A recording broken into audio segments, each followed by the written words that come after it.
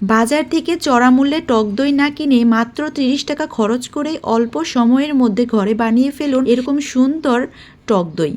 জমবে একদম পারফেক্টভাবে। কি ভাবছেন এত শীতের মধ্যে দই জমবে না, এই জন্য বাজার থেকে কিনে এনে খাচ্ছেন? একদমই ভুল ধারণা।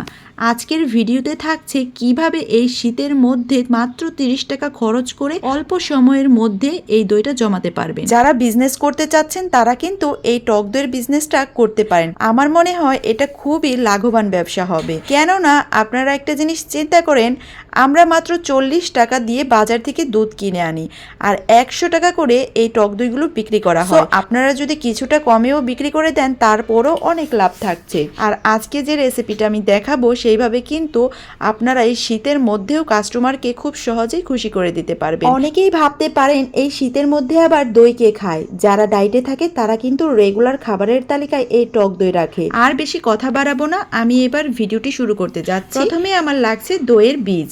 আমি বীজটা বাসায় তৈরি করেছি। আমি অন্য একটা ভিডিওতে দেখিয়ে দেব কিভাবে আপনারা পারফেক্ট একটা বীজ তৈরি করতে পারবেন। তো এখানে আমি ঝরতে দিয়েছিলাম। কিছুক্ষণ ঝরার পরে দেখুন নিচে এক্সট্রা পানিটা কিন্তু জমে গেছে। এই পানিটা কিন্তু ঝরিয়ে নিতে হবে। পানিটা কোনোভাবেই দই দেওয়া যাবে না, তাহলে দইটা কিন্তু নষ্ট হয়ে যাবে। এবার আমি দুধ জাল করে নেব। আমি 500 মিলি দুধ কিনে এনেছিলাম বাজার থেকে। সেখান থেকে কিন্তু আমি 250 ml দুধ এখানে নিয়েছি। এবার এই 250 ml দুধ দিয়ে আমি আজকে টক দই বসাবো। তো ভালো করে একটু জাল করে নেব, মানে 2-3 বলক উঠলে চুলাটা অফ করে দিতে হবে। এবার অন্য একটি পাত্রে আমার ঝরিয়ে রাখা যে দইটা ছিল সেই দইটাকে ভালো করে ফিটে নেব। যখন এটাকে ফিটবেন তখন কিন্তু খুব ভালো করে মেশাতে হবে যেন একদম ক্রিমের মতো হয়ে যায়। যখন ক্রিমি ভাব চলে আসবে তখন চামিচ দিয়ে একটু উঁচু করলে আপনারা বুঝতে পারবেন। ঠিক ওই অবস্থাতেই এটাকে দুধের সাথে মিশিয়ে নিতে হবে। এই যে দেখুন কত সুন্দর ক্রিম হয়ে গেছে। এবার এই ক্রিমের মধ্যে আমি জাল করা দুধ দিয়ে দেব। তবে তার আগে আরেকটা কাজ করতে হবে। আপনার হাতের আঙুলটা ডুবিয়ে দেখবেন যে আঙুলের দুধের তাপটা সহ্য হচ্ছে কিনা, মানে একদম ঠান্ডাও হয়ে যাবে না আবার একদম গরমও না।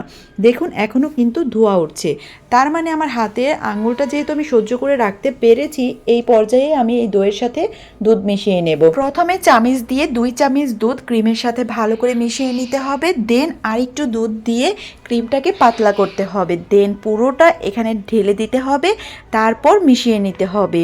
আর এরকম কুসুম গরম থাকতে থাকতেই কিন্তু যেই পাত্রে দইটা বসাবেন সেই পাত্রেই দুধ ঢেলে দিতে হবে।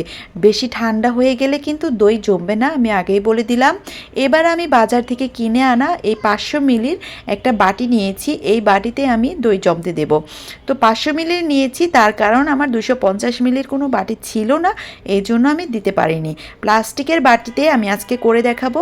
কেননা মাটির পাত্রে আমি এর আগে যখন দই করেছিলাম সেখানে অনেকেই কমেন্ট করেছিলেন, আপু প্লাস্টিকের বাটিতে মানে বাজার থেকে যেগুলো কিনতে পাওয়া যায় ওগুলোর মধ্যে দেখাবেন। তাই আমি আজকে একটা প্লাস্টিকের বাটি নিয়েছি। এর থেকে ছোট বাটি না হওয়াতে আমি আজকে এই বড় বাটিতেই দেখাবো। এবার আমি দইটা পাতার জন্য এখানে একটা চুলার মধ্যে বসিয়ে রেখেছি পাতিল। পাতিলের মধ্যে একটা সুতির ওড়না দিয়ে, আর এখানে কিন্তু সুতির ওড়নায় নিতে হবে, কোনো পলিস্টার বা জর্জেট জাতীয় কোনো কাপড় নেবেন না। এবার কিন্তু আমি এই ওড়নাটা সহ পাতিলটা গরম করে নিয়েছি। চুলার হিটটা বাড়িয়ে যখন হাত সহ্য হবে এরকম গরম হয়ে যাবে তখন এই বাটিটা আমি বসিয়ে দিয়েছি ভিতরে। তারপরে দেখুন আমি কিভাবে ঢেকে দিচ্ছি। এইভাবে করে ঢেকে দিতে হবে পুরো মুখটা, যেন কোনো বাতাস ভেতরে প্রবেশ না করতে পারে। এবার একটা ঢাকনা দিয়ে ঢেকে দেব। দেন একটা বিছানার চাদর মোটা করে আমি ভাঁজ করে উপরে দিয়ে রাখবো। প্রায় 6 ঘন্টা পর আমি ফিরে এলাম। এবার দেখব রেজাল্ট কি এসেছে। যেহেতু প্রচুর শীত পড়েছে, এই শীতের মধ্যে কি দই জমবে, আমার ভেতরে কিন্তু একটু ভয় কাজ করছিল। কিন্তু ভয় নিয়েও আমি এই বাটিটা খুলেই দেখব যে জমেছে কিনা, কারণ আপনাদের সাথে একটা ভালো জিনিস শেয়ার করতে পারলে আমারও ভালো লাগে। এই যে দেখুন কত সুন্দরভাবে টক দইটা জমে গেছে, একদম পারফেক্টভাবে জমেছে। এর থেকেও যদি ভালো করে জমাতে চান তাহলে কিন্তু এটাকে ফ্রিজে রাখতে হবে। আর ফ্রিজ থেকে বের করার পর মানে 1 ঘন্টা পর দেখবেন এই দইটা পুরো আইসক্রিমের মতো জমে গেছে। তো আমি এত কিছু আর করিনি, আমি সোজা কেটে আপনাদের দেখিয়ে দিয়েছি। ভিডিওর প্রথমেই আমি কেটে দেখিয়েছি কেমন হয়েছে, আপনারা অবশ্যই দেখেছেন, এই জন্য অযথা ভিডিওটি আর বড় করলাম না।